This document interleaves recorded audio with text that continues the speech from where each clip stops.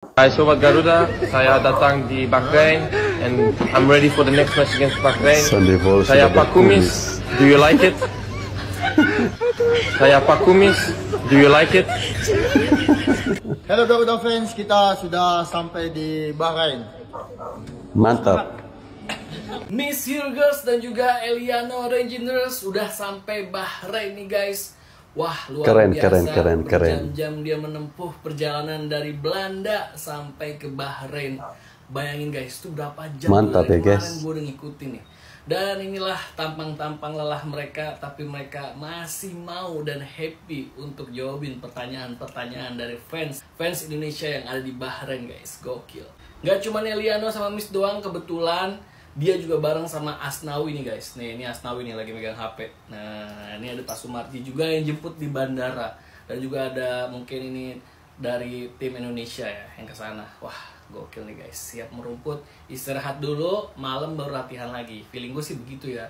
Dan ya Keren. keren lah, Indonesia ini mahal banget skuad ini. Itulah berita bola Mabes League. Coba full ya guys. Let's go. Gokil nggak tuh infonya? Gila, 25 menit gue dapet info ini dari Garuda Bahrain. Timnas Indonesia akan lolos ke Piala Dunia 2026 bersama Jepang dari grup C babak ketiga kualifikasi Piala Dunia zona Asia. Ujar Hajime Moriyasu, pelatih tim nasional Jepang. Hal ini dikutip dari wawancara salah satu media di Jepang, boy. Pelatih Jepang Skills. begitu. Bahkan seorang pelatih yang sudah berpengalaman, sudah lama menukangi Jepang, prestasinya segudang, itu optimis dan mengakui bahwa tim nasional Indonesia sekarang sedang dalam perkembangan yang sangat baik.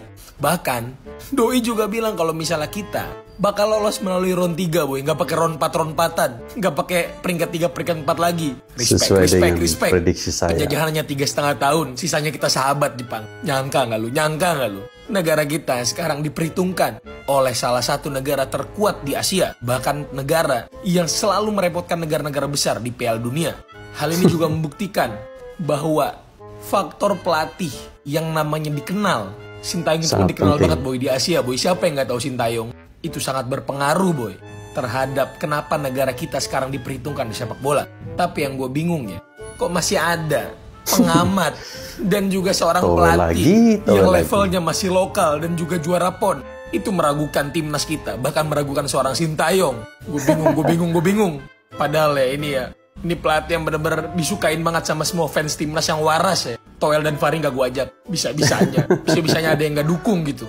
Terima kasih dukungannya Hajime Moriyasu. Semoga timnas Indonesia selalu berkembang dan bisa menuju ke Piala Dunia 2026. Terima kasih boy, jangan lupa di follow untuk update timnas selanjutnya. Bye. Breaking news guys, pernyataan yang mengejutkan dari pelatih timnas Jepang Hajime Moriyasu yang mengatakan timnas Indonesia akan lolos ke Piala Dunia 2026 bersama Jepang. Dan yang lebih mengejutkannya lagi, menurut pelatih timnas Jepang ini, Australia dan Arab Saudi itu bukan menjadi kandidat untuk lolos ke Piala Dunia 2026. Kok bisa? Benar-benar prediksi di luar dugaan kita semua guys, dari pelatih timnas Jepang ini. Coach Sintayong aja memprediksi timnas Indonesia itu finish di peringkat 3 atau peringkat 4 di grup C ini. Tapi Hajime Moriyasu itu yakin bahwasanya timnas Indonesia lah yang akan menemani timnas Jepang untuk langsung lolos ke Piala Dunia 2026. Benar-benar gokil. Kita doakan aja semoga prediksi dari Hajime Moriyasu, pelatih timnas Jepang ini menjadi kenyataan guys. Dan timnas Indonesia bisa menemani timnas Jepang untuk langsung lolos ke Piala Dunia 2026. Jadi gimana nih komentar kalian melihat pernyataan dari pelatih timnas Jepang ini guys? Coba kasih pandangan kalian di kolom komentar. Dan kalau kalian suka konten begini, jangan lupa klik tombol follow.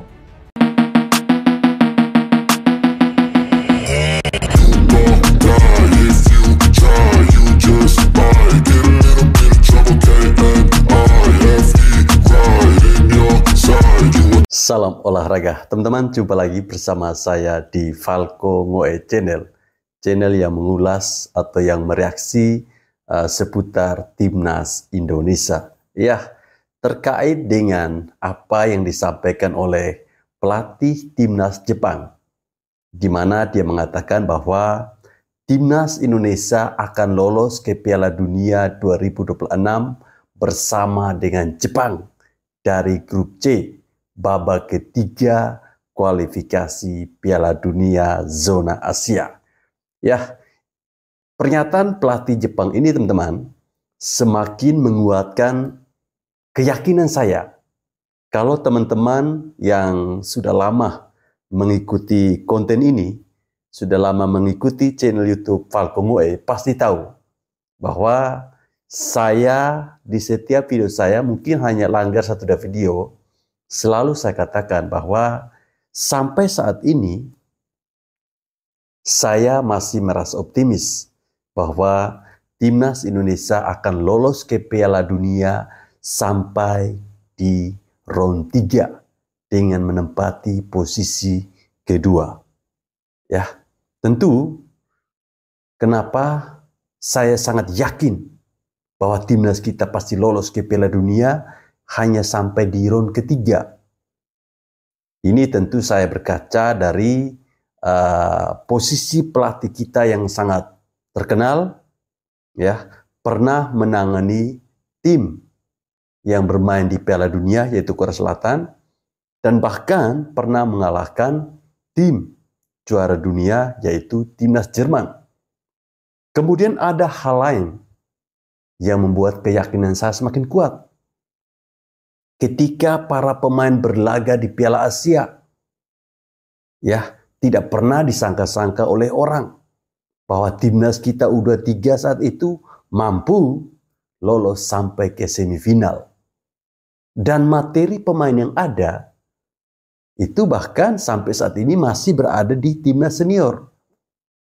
Artinya secara permainan, secara pemahaman taktik, para pemain-pemain yang ada saat ini mereka sudah mengerti betul. Tinggal sekarang bagaimana mereka menjaga fisik mereka. Itu yang sangat terpenting. Ya, mudah-mudahan saja apa yang disampaikan oleh pelatih Jepang ini bisa memberikan semangat baru bagi para pemain untuk terus bekerja keras. Jangan sampai kita lengah ketika menghadapi Bahrain dan juga Cina, ya teman-teman. Ini saya berpikir mungkin lebih kepada bentuk apresiasi Jepang terhadap Indonesia. Karena menurut informasi katanya dulu itu Jepang belajar sepak bola dari Indonesia. Ya, kalaupun informasi ini benar, memang sangat disayangkan ketika Jepang belajar sepak bola di Indonesia, tapi pada akhirnya sepak bola Jepang itu lebih berkembang dari Indonesia.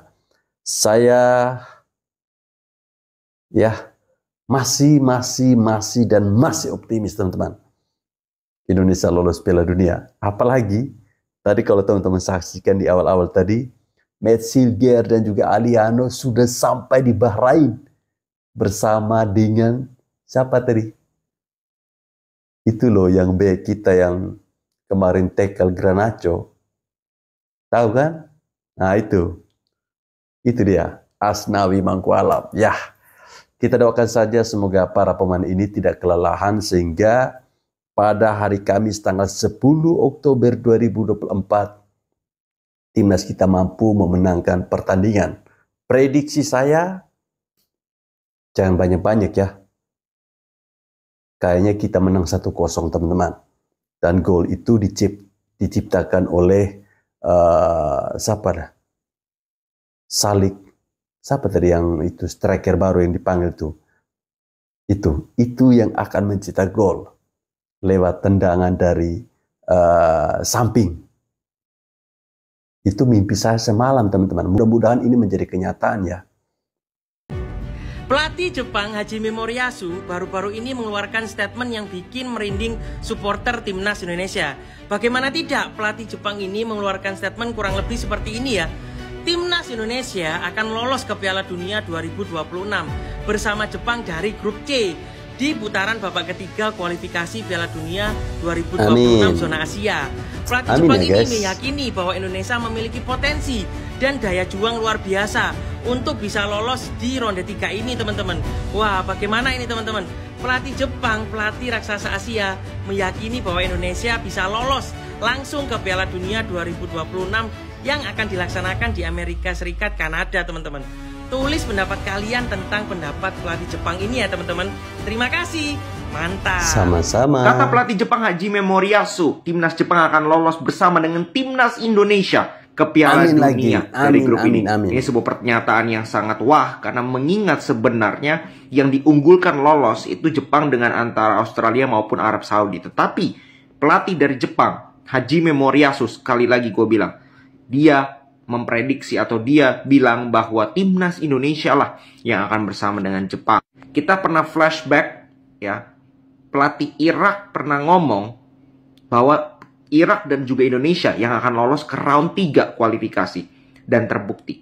Nah, kali ini apakah omongan dari pelatih Jepang ini bisa terwujud? Kita sama-sama berharap kalau sampai itu kejadian, ini gempar ini satu negara ini bisa gempa ini gara-gara kita semua bersorak.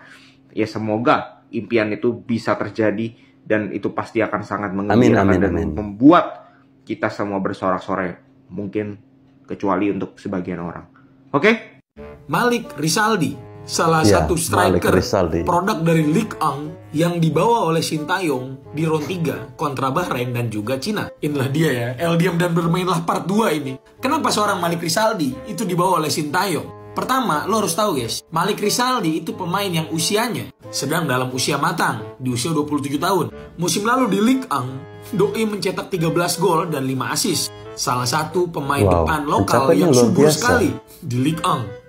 Posisinya versatile, bisa bermain di wing kanan, wing kiri, ataupun striker depan. Kalau lo bingung Malik mainnya kayak gimana, gue lihat beberapa cuplikan Malik main. Gameplaynya mirip sekali sama El Clemer. Bedanya dia mungkin gak punya kemampuan hold ball sekuat El Clemer lah. Tapi secara speed, determinasi, berani ngepres orang, Malik punya semua itu. Sintayong juga bilang kalau misalnya Malik itu dibawa karena keperluan.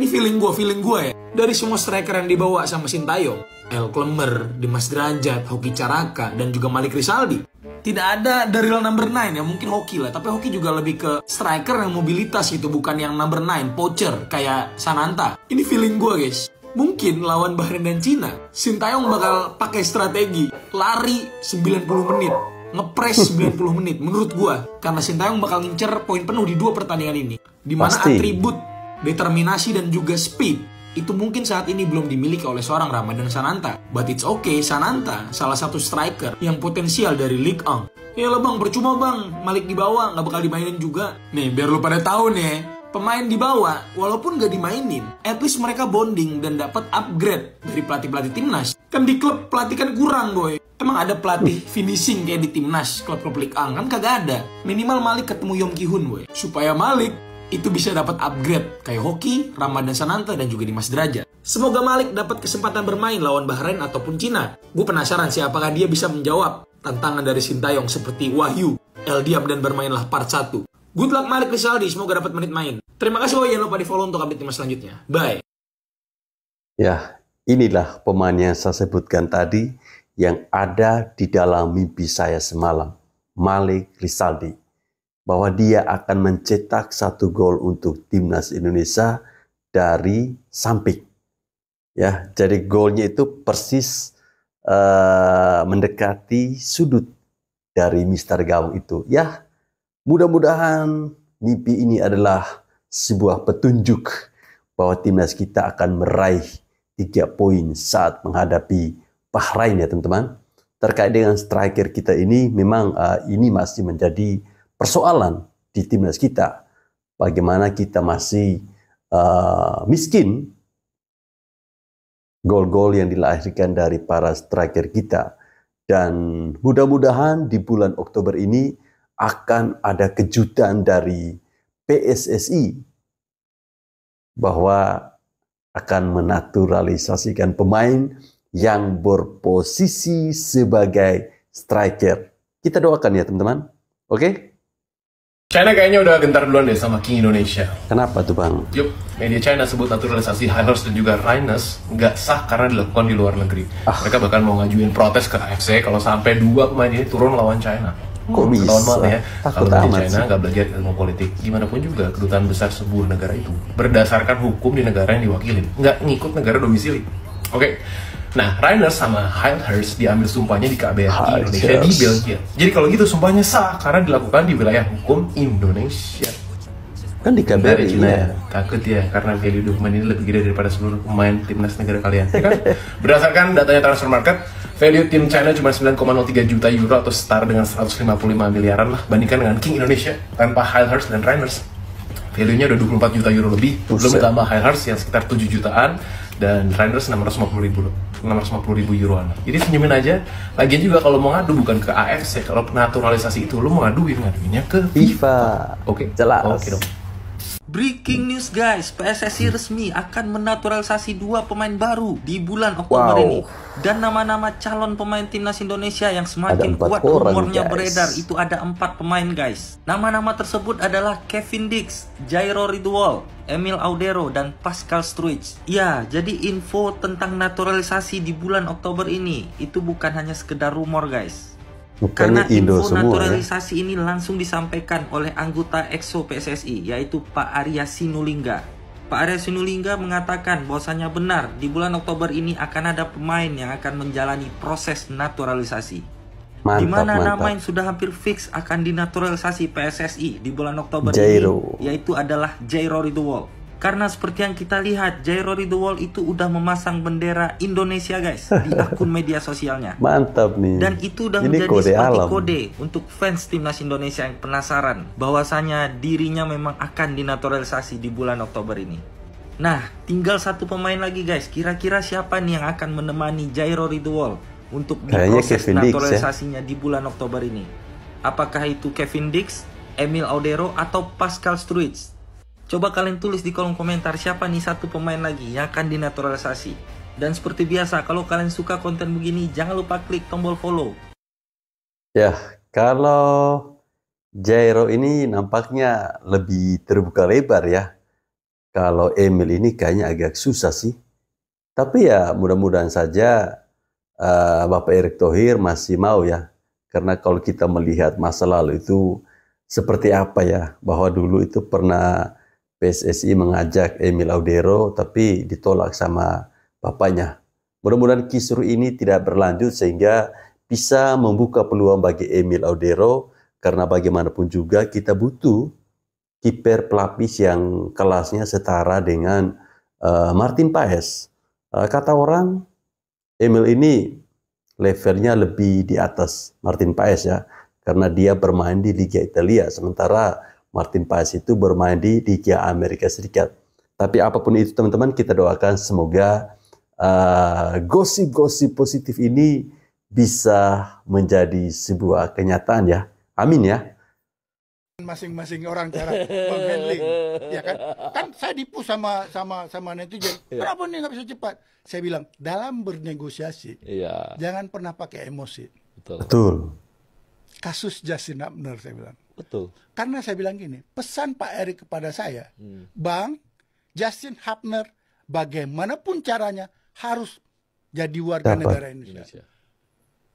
Kita sudah pakai, Bang Arya saksi hidup. Kita sudah pakai segala cara. Justin Hubner harus jadi. Tapi waktu itu belum. Nggak bisa. Tapi kita nggak pakai emosi. Kita sabar aja. Santai aja. Pakai hati. Nggak ngomong-ngomong, Bang. Slow down. Maki orang, dibilang orang tahap aja. Tapi kita poles ini Ivar Jenner, Rafael dari Sabang sampai Merauke, semua anak gadis suka sama dia kan. Mak muda pun suka sama dia kan. Malah si Justin Hubner merasa gue juga nggak pengen juga deh. Ya, maksud gue nggak jelek-jelek juga gue. Gue nggak kalah ganteng. Kok nggak ada yang itu gue, ya kan? Ya, yang benar dia kan nggak pilih lagi sama timnas Belanda. Ya akhirnya tahu-tahu Justin Hubner datang. Welcome. Kita sih welcome aja. Welcome aja. Memang dia pemain bagus. Tapi Bang, memang kan ada juga isu bahwa mereka pengen jadi U20 karena kita jadi tuan rumah Piala Dunia sehingga mereka bisa main di U20 Piala Dunia. Tapi ketika Indonesia yang gagal, mulai ada juga yang ragu. Ragu dengan wah kalau gitu gue ngapain jadi timnasnya Indonesia, sementara aku punya kesempatan untuk timnas di negara gua ini, kan gitu. Mungkin ada seperti itu juga dan hal-hal lain lah yang ini ya. Tapi setelah dia lihat tim Indonesia ini lawannya Argentina gitu, makin heboh gitu ya. Bahkan kemarin yang namanya Raja Nenggolan itu kagum banget sama Indonesia. Dia bilang dulu pun sebenarnya saya ditawari, cuma nggak menarik. Coba Indonesia menarik sekarang katanya. Mungkin saya mau juga katanya Bang. Nah itu mungkin yang satu dulu itu ada yang menolak mungkin, dan makanya ada penambahan sesuatu lah yang abang tahu lah. Abang yang tahu itu kan. Lumrah, Bang Arya. Lumrah. Yeah. Lumrah. Siapa sih kita? Betul. Nah ini kadang-kadang kita nggak sadar diri Bang, dikira kita ini hebat kali gitu. Ya. Orang Jakarta hebat di mata orang Medan. Ya kan? Iya. Orang Medan hebat di depan orang Kabanjahe. Ampun kita, ampun. Iya. Tapi kata orang New York, di mana Kabanjahe itu? Mampus kita. This is the problem. Iya. Itu kadang-kadang kita yang saya bilang keterbukaan. Nah itu Bang juga ya. Kadang-kadang kita nggak sadar, kita kira kita udah kelas dunia ini. Hey, Asia Tenggara juga kita masih belum. Jadi waktu saya lihat banget gitu. Waktu saya lihat Pak Jokowi, ada Pak Erik di dalam, buat terobosan-terobosan dengan world class event. Iya. Bang Arya, orang boleh mengatakan, sebelum ditunjuk Indonesia sebagai tuan rumah U20, jam 1 malam, seseorang telepon saya. Ini saya buka rahasia, ini baru pertama. Iya. Buka dia. Dia telepon, dia minta tolong Pak Erik kontak Presiden FIFA. Wow. Iya. Keren. Pak Erik belum jadi apa-apa. Betul, betul. Karena dia tahu Presiden FIFA, Giovanni, itu dekat dengan Pak Erik. Karena dia penggemar Inter Milan. Pak Erik waktu itu, udah nggak lagi Inter Milan, tapi ada. Saya kasih tahu dengan Pak Erik jam 1 malam. Mas, ini ada yang minta tolong. Soal itu. Oh ya Bang, nanti gua itu. Jadi Pak Erik sudah terlibat di awal. Sebelum terpilih kita ditunjuk sebagai tuan rumah U20. Keren juga ya. Artinya pengaruh besar dari Bapak Erick Thohir ini luar biasa ya. Sampai-sampai kita begitu mudah untuk mendapatkan pemain, begitu mudah untuk menaturalisasikan pemain. Ini tentu tidak terlepas dari sosok yang pernah saya katakan, yaitu RI1, karena dia berani menunjuk langsung orang yang tepat untuk menangani sepak bola Indonesia. Kita doakan saja semoga Bapak Erick Thohir diberikan kesehatan dan umur yang panjang ya. Amin. Jadi U20 pun Pak Erik juga? Oh iya. Nggak terlibat secara itu. Langsung cuma beliau telepon-teleponan beliau ya. Kayaknya kalau beliau nelfon kejam juga ini. Nggak tahu lah. Ampuh kan. Ini masih sambungan dengan video yang tadi ya teman-teman. Juga U20 Pak Erik juga. Ya. Jadi saya saksi hidup. Oke. Kecuali saya nggak terlibat. Jadi saya berbohong. Enggak lah, abang exco itu pada satu. Iya. Abang tahu betul. Saya tahu persis. Jadi saya ceritakan apa adanya supaya orang tahu. Ini semua cerita yang sebenarnya. Nah, Bang, kita mulai lagi Bang Nah, tadi kan Bang Arya tanya, mereka pasti ada kecewa kita nggak jadi tuan rumah. Betul. Itu lumrah. Wajar lah ya. Wajar. Berharap dia masuk main Piala Dunia kok ya? Oh iya, siapa aja kan maunya gitu. Tiba-tiba dia masuk ke ranking 140 sekian gitu. Nggak ada yang mau. Siapa yang mau? Makanya kadang-kadang grade A gitu ya. Boleh ngomong apa aja boleh. Grade A diambil sama timnas Inggris, timnas Belanda. Iya. Belum lagi gua difitnah. Oh ini pasti Hasan nih proyeknya gede nih, duitnya gede. Ya ilah, duit yang ada duit gua keluar.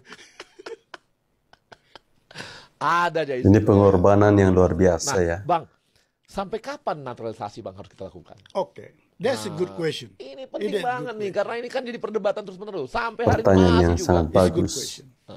Jadi kan hari ini juga saya ikutin. Seakan kesannya kan Pak Erik terus merekrut pemain naturalisasi. Setahu saya, dengan masuk ISIS, JIS, dengan Nathan Joe, itu melengkapi permintaan pengurus lama. Betul. Kan kita udah proof 4+4. Iya. Begitu ya. Esko lama, bukan esko apa. Iya. Esko kami telah proof 4+4. Tidak terpenuhi. Iya. Sekarang baru terpenuhi. Nah, kalau era abang mau nambah 1-2, lumrah dong. Iya. Nah, kalau ditanya batasannya berapa? Secara peraturan nggak ada batasan. Iya. Nggak ada batasan. Cuma tadi kita juga sepakat tidak lagi mengambil pemain naturalisasi. Karena pemain naturalisasi yang bisa kita ambil yang bermain di liga kita. Karena dia harus tinggal di Indonesia. Tapi yang kita ambil sekarang adalah diaspora. Betul. Anak Indonesia yang lama pergi ke luar negeri, kayak gue lah. Anak gue di Amerika, bos. Baru nanti kalau mau kerja di Indonesia nggak boleh gitu, ya? Cucunya gue mau pulang, mau ikut kakak kayaknya kan kayak kasus si Sandy Walsh. Nathan, gitu ya. Sandy Walsh. Kenapa dia cinta? Karena dia ingin pulang mengabdi buat negeri kakeknya. Mau kita bayar? Nggak sanggup, bos. Betul. Ya iyalah. Dia biaya 1 tahun untuk Liga 1. Satu klub. Untuk kontrak dia doang. Ya kita tahu. Punya klub. Iya. Betul. Jadi bukan karena uang. Jadi sebenarnya karena gini, cinta terhadap Indonesia. Kan dikontradisikan juga dengan benahi dong liga kita. Supaya dapat yang lokal-lokal dan sebagainya. Saya bilang ini lagi kita benahi. Kita perbaiki. Sekarang udah ada jaminan. Ntar lagi VAR masuk, kita perbaiki. Kalau bilang wasit kan kita tahu yang wasit yang ada cuma itu. Kita seleksi. Makin dikit. Rupanya masih masalah juga. Ya kita perbaiki terus. Ada waktu untuk perbaikan. Tapi kalau selalu kita banding-bandingkan bahwa ini luar dan sebagainya. Kalau gitu nanti orang-orang Indonesia di luar negeri nggak boleh dong ke Indonesia lagi kalau gitu. Itulah kadang-kadang pemikiran yang menurut saya tersesat. Pemikiran dangkal. Kalau saya prinsip Bang Arya. Iya. Selama tidak ada pelanggaran hukum, kenapa tidak? Betul. Kalau masih ada orang yang ngebacot terkait dengan naturalisasi, saya pastikan dia itu goblok ya. Saya harus katakan atau saya harus keluarkan kata kasar seperti ini. Sudah dijelaskan bahwa pemain-pemain yang ada saat ini adalah pemain diaspora yang mempunyai garis keturunan. Ya. Naturalisasi itu hanyalah sebuah proses. Paham ya? Jadi Anda-Anda yang selama ini yang selalu seuzon pada pengurus-pengurus PSSI, bukalah mata dan hati Anda. Ya. Jangan sampai Anda mencampur adukan urusan politik Anda dengan sepak bola. Ya, hati-hati. Kalau Anda mengganggu timnas, berarti Anda mengganggu ratusan juta rakyat Indonesia. Ya, oke?